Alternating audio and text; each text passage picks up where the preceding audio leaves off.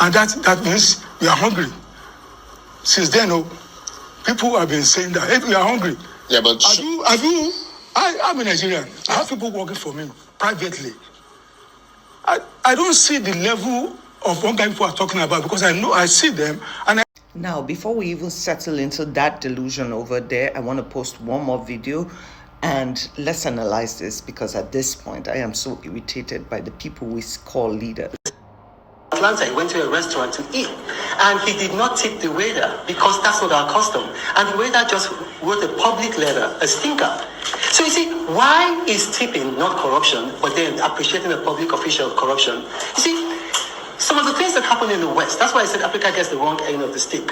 Jean-Christophe Mitterrand in France, Yo guys, to really drive yourself crazy, please go watch all those videos. Watch the full videos. Now to the so-called Reno or whatever they want to call you. Disrespectfully, just shut up. Just shut up at this point. I know your jobs are to make the present administration look good. I understand that. I understand that you people are completely delusional to the pains that Nigerians go through, but please, let's clarify something. You want to make a comparison between why is another man's culture of tipping not classified as bribery compared to what happens in Nigeria. I am sorry to say, something which is open in their community, like, listen, you come to the restaurant, tip, you cannot compare it to the criminality that happens in Nigeria. And this happens in every different sector in Nigeria, not just in leadership. You call it tradition, you call it customs, but we have a very bad behavior in Nigeria that even a hair vendor, after they have charged you an arm and a foot for a fake hair, will still expect you to tip them highly too. Our police in Nigeria will not assist you. When I had issues with my generator where they tried to defraud me, everybody told me, don't go to the police because it's going to cost you a lot. Before they even move, they expect you to pay something. You guys will call it, what did he call it? You will call it appreciation. I call it extortion. You're telling me that our same leaders who are being paid royally above any other country you can think of in the world still are supposed to be given appreciation by the same people that are in poverty. And you made one point that really irritated me, that the president will not take his son and introduce him to people as a businessman. But I'm sorry, at this point, we do not even know who is leading this country, because we do not hear our president speak for thy people. All we see is his wife running literally campaigns, and we see his son. So who is actually running Nigeria? So you tell us that, he doesn't introduce him as a businessman, but all of a sudden the president's son is supposed to be involved in everything campaign and everything politics, really? And you don't see something wrong in that? But you know what, let's leave you aside, because you want to kill them with English. You act as if these white people do not see what is going on in Nigeria, but leave it to you to keep lying. One more thing before I get to my video. Now, this man, I don't even know who he is, and sincerely, I don't care. He comes out to say, that President Tinubu is the father of Nigerians, and we should stop insulting and respect him. My darling, my father is no longer on this planet. I have only one father, and the other father is God Almighty, who protects and provides for us. I am sorry. Our president, whether he's older or younger, is supposed to be the president who is elected by the people, and he's supposed to protect and provide thy citizens. But you people do not do that. Instead, you cover your eyes with delusions and pretend you're blind to what is really going on in the country, and you still expect respect at the end of the day. I am sorry. My dad might have raised me to be respectful, but I am not delusional. I would give respect where respect is due, respectfully. Now, going back to the biggest delusion of all, I sincerely don't see the level of hunger Nigerians are complaining about. Where is the hunger?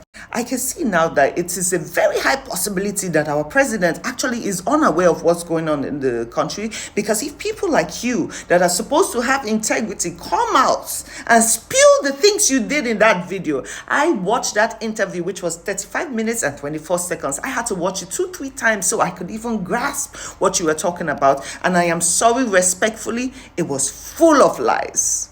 It was full of lies. You tell us the government is working. You tell us there's no hunger in the land. You compare us to people like Dangote and your friends who tell you, oh my God, they are profiting more from this system. Bro, please speak to the average Nigerian for the love of God. If you have a problem, ask people like me, because I am the average Nigerian. I can tell you that this economy has literally hindered every business. This economy has put the average Nigerian in bankruptcy. This administration has put people into the biggest stress of their lives. But no, let's be delusional. Let's pretend that these things are not happening. You're telling us that you spoke to your friends and they said, oh, they are doing well and everything. Really? I keep saying this also, apart from asking the presidency for accountability, we need to start attacking our state governors and our chairmen, because apparently, according to that man, they have been receiving more than enough money to take care of things around. And they said that after all, they have increased the average salary to 70,000, and they can even go as high as 100,000. Bro, in what world are you living in? I'm sure you cannot remember the last time you actually sat down at a restaurant in Nigeria and spent 70,000. But you expect the average Nigerian to live on a salary, that is pay rent, pay school fees, eat, transport themselves with 70,000 naira. And you think that, oh my God, that is a big achievement. We live in a country where one crate of egg, which is the smallest source of protein the average Nigerian gets, is 7.5 right now. You talk about the average Nigerian should find a way, apart from their civil servant's job, to create other opportunities for them. Oga, please, when? So you mean to tell me that to solve Nigerians' problems right now, they should actually add more stress and no sleep to their lives just to survive? And you think that is fair? The average Nigerian wakes up by 3 a.m. in the morning just to get to work by 8, 9 in the morning. And you don't think that there's a problem with that in the first place. You say you have created other reservations for those who cannot afford petrol and diesel. You say, oh my God, they should even go into solar. How many people can afford solar? And why do we keep pushing the real problem under the carpet when we start adding things like solar? That should not be the system. And you speak about insecurity. You said that you can travel from one state to another without a problem. Please, let's be real and stop lying to ourselves. There is no one in politics right now, in leadership, that actually goes without the bandwagon of securities, which the average Nigerian cannot. You now even went ahead to disrespect Nigerians by saying, oh my God, but didn't the police tell you that you should not be out at night? Bro, some people have no choice than to be on the roads at those hours. You would think, why are we going through a curfew, basically? Why is it that our leaders are not providing adequate security and killing the insecurities in Nigeria? You're not doing that, but you want us to restructure our plans when half of the same civil servants have to be out at night just to get home, just to wake up back again by 3 a.m. And the one that really, really irritates me is how you guys are so good at trying to change the words of what the president says. He clearly said, if I cannot give you 24 hours electricity, do not vote for me. Now you come out and say, oh, but that's not what he meant. No, that's not the full statement. Bro, excuses, excuses, excuses while the average Nigerians are dying. We are struggling. Landlords want to kill us with high prices. I don't know where they think we are getting this money from, because they will come and increase rent for 200%, but you people say absolutely nothing. You stay silent. You talk about Nigerians investing in stocks and bonds. Please, after they have paid rent, school fees, everything with their 70,000 naira per month that you guys so happily gave us, where do you think they're going to have extra savings to save in those same stocks you speak about? You speak about, oh my God, I have workers and they don't complain. How are you even putting yourself in the average Nigerian's shoes? You have the money, you have the funds, the money they give the Senate and all that. Boy can solve the problems of Nigeria.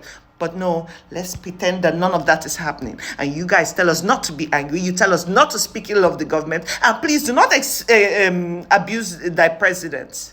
We should be silent while people are beating us. We should not cry. Because at this point, even I want to cry. Because everything going on in Nigeria right now is directly affecting me, affecting my well-being, affecting my health. But you people lie. You lie. Our children are still in the bush, right? It's over 40 days right now, but we're not going to speak about that. Let's not speak about that. You say, oh, Tinubu is not tribalistic. Really? Did we all miss the speech that his wife made not too long ago, at least 2-3 years ago,